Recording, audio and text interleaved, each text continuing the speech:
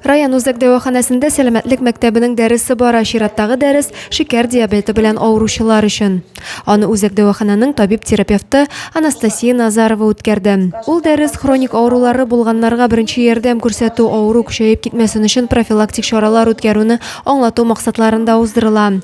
Вера Лыкова 20 ел инде шикәр шире белән авырый.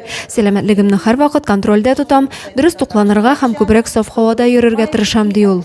Если бы я не лечилась, вот так вот и диету не делала, не соблюдала, может быть, еще хуже было. Но, слава богу, 20 лет, это срок-то очень большой, ведь дачный сезон кончается, я начинаю с палочками ходить. То есть движение обязательно, да? Вот без движения плохо.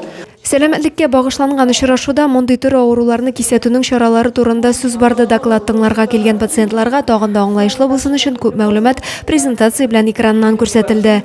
Һәр пациент үзен борчыган сорауларын бирде, шунда ук җаваплар да алды. Район үзәк дәваханәсендә шикәр авыру белән 1550 кеше исәптә тора, шуларның 123-е инсулинга мохтаҗ авырулар. Адилә Борханова, Александр Тимофеев, Максим Майоров, Зей хәбәрләре.